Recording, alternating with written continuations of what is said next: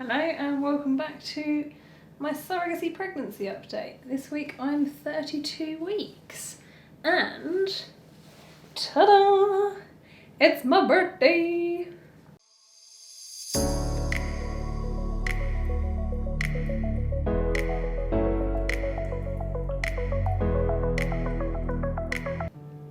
Alright, so it's not my birthday today, it's my birthday Boxing Day. I'm a bit of a big kid when it comes to my birthday, treat it like Christmas. I have a birthday eve, enjoy the whole of my birthday, and today is birthday Boxing Day. As far as birthdays go, this lockdown birthday has actually been a really good time. I think pregnancy plus pandemic kind of works, it goes hand in hand. If I do decide to do surrogacy again, I'll make sure it's in the middle of a pandemic. I really felt the love from so many people from all different avenues of my life, and it was just lovely. I had a really pleasant day. I highly recommend having a lockdown birthday. It makes it much more bearable. I think everyone should have one like once a week or something. That'd make it much more pleasant, having loads of gifts and people send you beautiful messages. I received loads of lovely cards and messages and presents from friends and family and from the baby's family. I got lovely birthday cards from the maternal and paternal grandparents. The baby's parents sent me some really lovely gifts. My mum got me some really thoughtful stuff. She said that, this is something I hadn't even considered, that the smell of blood really lingers on you for a long time after childbirth. So she's got me a really strongly scented soap to help get rid of that blood smell off of me. My flatmate bought me some really thoughtful earrings that are little amber earrings, so wherever I go in the world, my pussycat will be with me. And just on the whole, I felt like I was being treated like a princess. I got some really fantastic travel stuff for when I've finished on this journey and I start on my travels around the world. I felt really loved. So birthday aside, I am 8 months pregnant, ticking along nicely, getting rather huge. My mum reckons that my bump might not get much bigger now and that I'll start to get bigger everywhere else. My hips might widen and just general weight gain all over because I am very much in the belly at the moment. It's quite funny, I'm not really a forward thinker, I don't plan for the future very much, so I never really thought about what it would be like to be heavily pregnant, and up until quite recently I didn't even really feel pregnant. I know I've got a baby moving around inside me, but it almost feels like an extension of your own body rather than a separate human doing those movements. So it feels very real now, the fact that I can't hide the bump at all. Not that I want to, but yeah, it's just quite a surreal experience. Just a quick side note, I have filmed a day in the life of a 8-month pregnant woman. It's been edited, it kind of knocked it out of me a little bit. It's the first time I've had to put together loads of different clips rather than a video like this with just a talking head type thing. So the editing was a bit more of a challenge than normal, plus my studying on top of that, and then my birthday. I certainly wasn't going to be doing any work on my birthday, so it all sort of caught up with me a little bit, but I promise I will be posting that one next week, so stay tuned. On Wednesday night, yeah it was Wednesday, I slept really badly. I went to bed at 1 o'clock in the morning, which is kind of perfectly normal. I seem to perk up at the night time. I'm a bit of a vampire, owly type person. And I woke up at 6:30 Thursday morning. I was like, bright. I was so wide awake. And I had this sudden urge to just clear stuff out. I am a bit of a self-confessed hoarder. It runs in the family, on the dad's side, because my mum will be annoyed if I'm labelling her a hoarder. She's definitely not. And I think it's kind of like reverse nesting. I just don't want all of this stuff anymore. For me, it's because I'm going to be travelling and I don't want loads of things in storage. But there definitely is still something to do with the baby and the hormones that, like cave woman-ish, are trying to get me ready. In other news, on Monday I had the midwife appointment, 32 weeks. Everything is ticking along so smoothly. My blood pressure's perfect, my urine's perfect, the baby's heart rate is perfect. Even the midwife sort of had to double check. She was like, you sure there's nothing wrong? No, all good. It is honestly the smoothest pregnancy I could have wished for, which, being a child-free surrogate going into this, I didn't know how I was going to cope.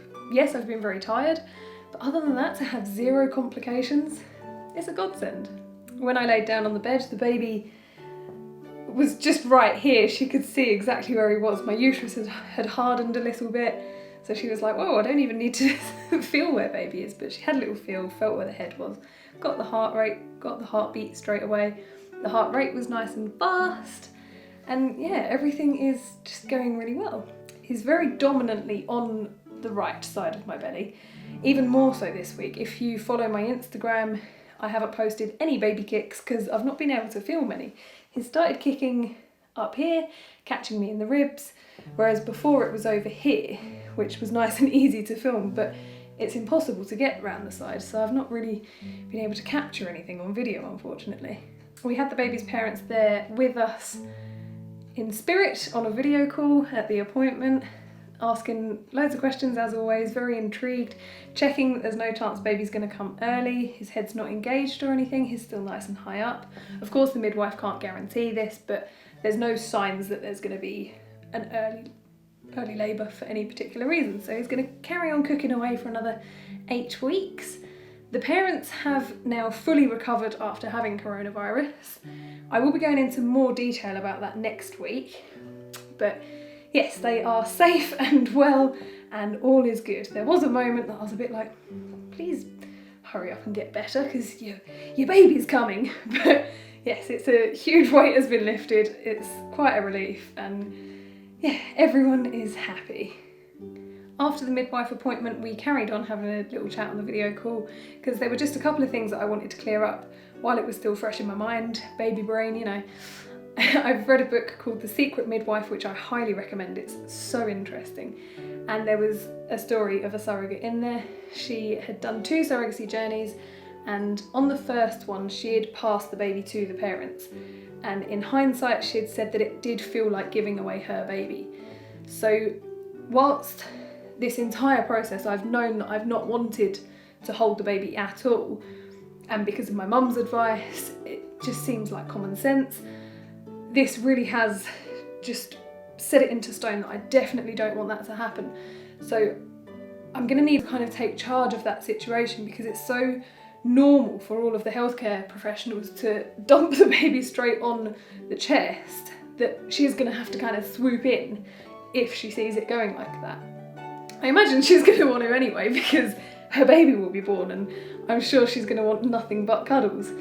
So yeah, we had a little chat about that, and we also spoke about the delayed cord clamping because up to 30% of the baby's blood supply can still be in the placenta after birth. So I'm absolutely happy to wait sort of 15 minutes or whatever it is until that cord's running clear so that the baby's got all of his blood, giving him the best start in life. But there is a chance that the cord could be quite short, which means it's going to have to be very up close and personal to me. But again, she's going to have her little baby in her arms. I don't think she'll mind at that point. I just want to try and do everything in my power to make the whole transition as smooth as possible for everyone involved. I'm 90% certain that I'm going to be absolutely fine, and I'm just going to love seeing how happy it makes them and to watch their little family grow.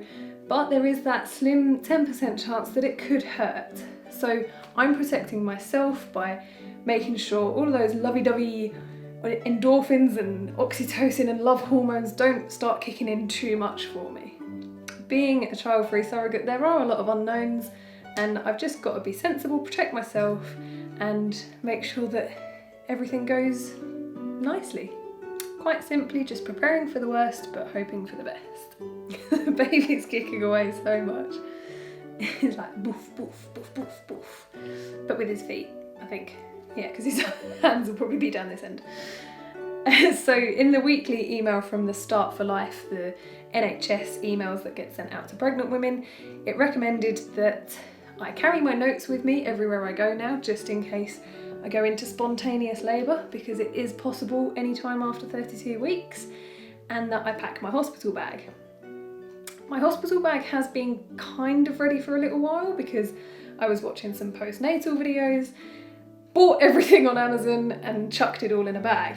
Then when I had the scare when the baby stopped moving for like half a day, I threw a few other things in there, some pyjamas and slippers and a toothbrush I think, and now I've topped it up with some snacks and some sanitary towels and some Lucozade, so I'm pretty much good to go. It's a bit of a mess, and one of my friends recommended that I to unpack and repack my bag so that she knows where everything is, because I'm gonna be busy. She can be getting things out of my bag for me.